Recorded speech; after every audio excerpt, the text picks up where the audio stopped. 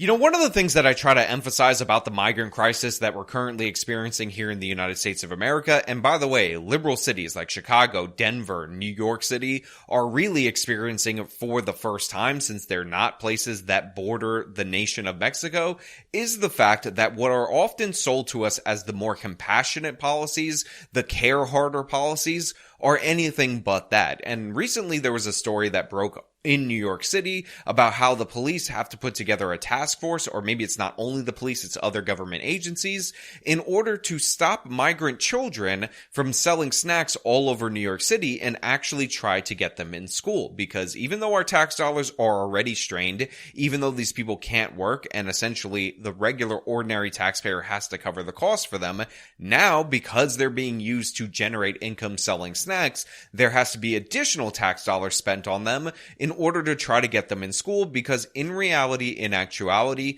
the promise of sanctuary and this ideal circumstance is not actually being met. Letting these children through, letting their families through, is leading to them selling snacks on the street in a desperate attempt for them to earn income. Now, we're going to get into this, but before we do, I want to thank everybody who signed up over on actualjusticewarrior.com/join. Give me the money. Give me the money. Okay. And remind you that on Saturday, April 27th, I will be in Austin, Texas at Mindsfest. Link to tickets, top of the description, promo code AJW for 20% off. And good evening to you. I'm Christine Johnson. It is a heartbreaking sight that you've probably noticed in the city, and unfortunately, it is a common one. Children selling snacks on the streets and subways instead of attending school. Is there a solution? So the setup for this story is exactly what I told you. You have children that are not in school selling snacks on the street, and then there's this push, this idea that, is there even a solution? Is there something that we can do? And they asked the mayor about this, and of course the mayor is going to use this to push his agenda and talk about the task force that he's putting together in order to get these children off the streets and get them in school. Now, by the way, if you're a regular, ordinary American citizen and you pull your child out of public schools without the proper documentation to say that they're homeschooled or whatever, and you decide that you're going to put them to work, you would find yourself in jail. Yet these migrant parents, who, by the way, are defrauding the asylum system, a huge portion of them, are allowed to do so, and we have to care harder about them and spend more money that the taxpayers actually pay. They work hard in order to earn that money on this particular issue. A concerned city councilwoman doesn't want this busy thoroughfare in the southwest part of Queens to become a boulevard of death for migrant children put on the street to sell food and drink. It's 100% the safety of these children. They're 5, they're 6. They're getting bored, so they're making makeshift slides and using a 2x4 to slide directly onto Woodhaven Boulevard. So right here you see photos and images, and here's the thing. I live in New York City, so I can tell you this is actually considered a very dangerous thoroughfare. In fact, there's a bunch of different cameras and whatnot that they've put up in response to multiple different accidents, and you have children as young as 5 and 6 that are standing out there trying to earn income for their family, which again should just go to show you that our immigration system, the compassionate promise of sanctuary, is anything but. Remember back during the Trump administration where the left was pushing the kids in cages narratives because the Trump administration was saying, hey, just because you're a child doesn't mean you can enter the United States of America. And this was pushed as the cruelest thing that you could possibly have. You had Ocasio-Cortez crying, dressed in all white with all these Congress people, even though it was reported that she was just looking at a parking lot and couldn't even see any kids from where she's doing all these poses. Well, the thing that I always got on the Trump administration for, even though, by the way, there were actually some officials that made this case, is that they never actually made the case for this policy. Because the alternative, when you say you're going to let kids into the United States, which is what was happening before, after Obama passed DACA or signed it via executive order, that got like mistranslated in Latin America, and all of a sudden we had these migrant child arrivals show up at the border because they thought they would get sanctuary, is that you actually ended up creating an incentive system for them to take that dangerous journey on their way to the United States, where many of them would get killed, abused, trafficked, or whatever, and that was completely unnecessary and unneeded, and a policy that on its surface might seem cruel will actually end up preventing more suffering in the long run, i.e. not having all these unaccompanied minors coming to the border. Well, we have a current situation right now where Joe Biden has asked people to flood to the border. I would in fact make sure that we immediately surge to the border. All those people are seeking asylum. They deserve to be heard. That's who we are. We're a nation that says if you want to flee and you're fleeing oppression, you should come. As we talked about, specifically in the Lake and Riley case, these people are incentivized to have sham marriages in order to make their cases more sympathetic. So they bring their kids so it looks more like a family situation. But the thing is, when they get here, they want to put their kids to work because back in their home country, their kids would be going to work. So now in the United States of America, a place where we don't allow child labor like this, especially at this young an age, these are not teenagers in a lot of cases, we have them standing in our major thoroughfares in our biggest city in the entire country, selling snacks on the street for money. And again, 5, 6 years old. If somebody wanted to hurt one of these kids, nobody's watching them, nobody's supervising them. They could just yank them right off the road into their car and we end up in a kidnapping situation. There's accidents that happen all the time in these areas. Even getting to these areas where you're crossing to these major thoroughfares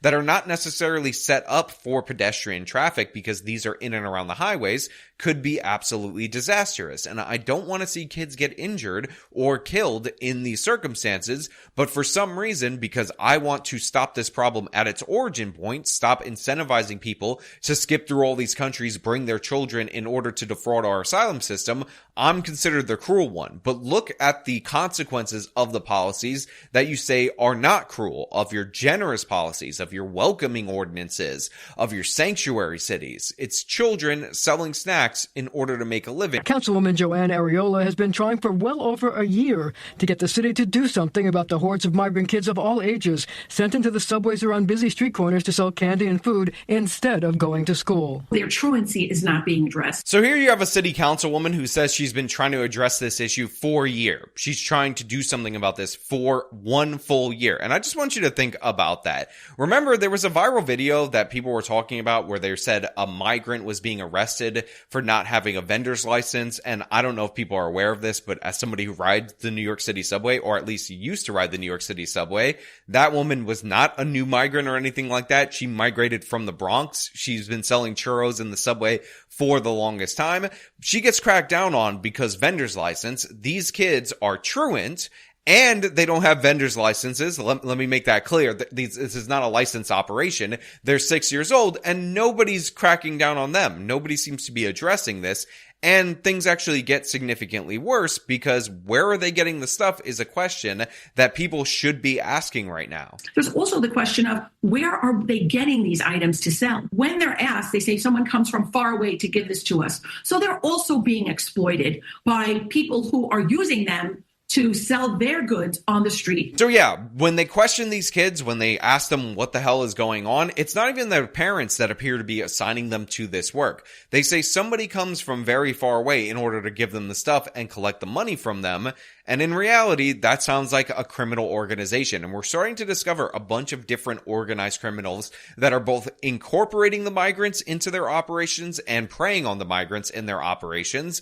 And this is all being allowed to happen because, oh my God, think about how sad the lives of the migrants are. But this is not a good life. They're in the subway system. We talked about how it's more dangerous than it has been in the previous 15 years in the last 4 years, at least in terms of homicides, people being pushed on the track and all of that.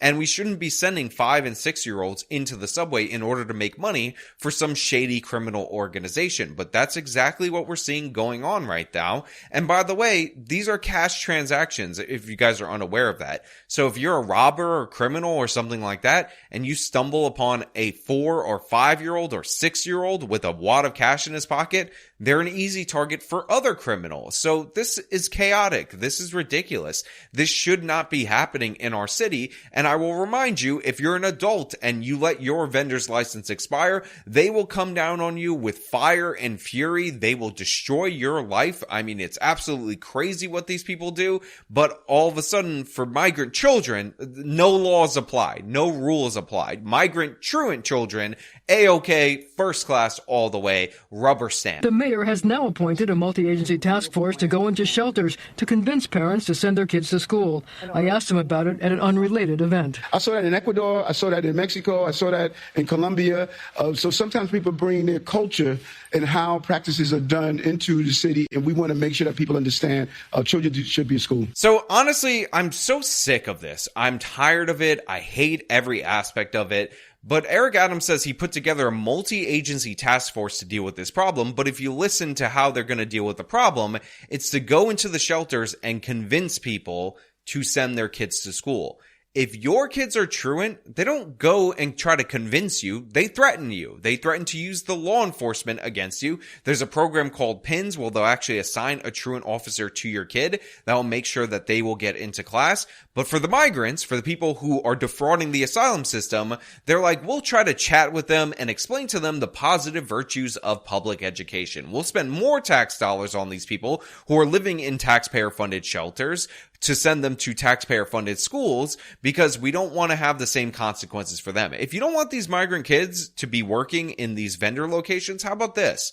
You have a sanctuary city law that forbids the NYPD from working with ICE. You put your kid to work, we're going to have you deported. We're sending you back. And Eric Adams says, look, they're just importing aspects of their culture. Well, we're not trying to do that. We're not trying to import the negative aspects of their culture, the things that cause them to flee those places. We want them to assimilate to our culture. And what you need sometimes, it's not just carrots, not just positive incentives, but sticks. Negative incentives, consequences for those actions. But that seems to be so foreign in the city of New York, so we just have to spend endlessly on these particular issues. And Eric Adams can say whatever he wants, but the city councilwoman is right. They've been bringing up this issue for well over a year and nothing has changed. In fact, I think the problems have gotten worse. And by the way, I happen to need to stand up for the American panhandlers, the American snack holders, and the American highway people that I drive by immediately because they've been doing this hustle for a very long time and they're completely being outworked by these little migrant children. And that's because they have the energy of a children's, and that's because they are children's. They're kids. And I don't want good, hardworking American scammers in the subway selling snacks for charity that don't exist and on the highway to be struck down, to be shot down because of all these new imported childrens who again bring the energy that we can possibly never match in our entire lives because they're children. They're literally children. So they're taking the jobs of our scammers, and I want to form a scammers union in order to stand up for our scammers. Only American scammers that may be addicted to drugs should get our panhandler suckers money when you feel guilty or when they kind of trap you in a situation where they know you have cash on you and you have to give them something because your normal excuse is to say, I don't have any cash on me. I'm sorry, lady. I can't help. I would help you, but I just can't do it right now. The city has been so generous to the asylum seekers, there's no need for their kids to work, the councilwoman says. They're receiving debit cards now. They have lodging. They have free call centers. They have free medical care. They're getting free education. There is no need for migrants to now become part of the problem of illegal street vending. Look, everything that the city councilwoman said is true. And by the way, absurd. These non-citizens, these people defrauding our asylum system in order to enter the country, going to New York specifically. I know people talk about Greg Abbott sending them to New York, but most of these people request to go to New York, and Abbott has nothing to do with it in order to take advantage of our benefits, are also not following our laws, are also running these side hustles. Again, they're hurting our good-hearted American scammers with their selling candy for fake charities. And they're doing this because, again, they don't have respect for our laws, and likely they are incorporated in some kind of criminal organization that appears to be taking advantage of the children. Remember, this is what your endless empathy actually results in. A more cruel, more horrible system that puts children to work right here in the United States of America, even though that is not the way that it should be. These people are given everything. They have all the generosity, Fifth Avenue hotels in New York City, and they're still doing this, and their parents are still sending them into the streets to earn money, and it's unacceptable. So yeah, maybe reconsider what you think is generosity. Maybe reconsider what you think is compassionate, because it may make you feel good, but that doesn't necessarily mean you're doing good. But hey, those are just my thoughts, so let me know your thoughts down in the comments below. If you like the video, show them by leaving a like, subscribe for more content, follow me on my social media, support me via support links in the description of this video. This has been me talking about migrant children going to work. Till next time.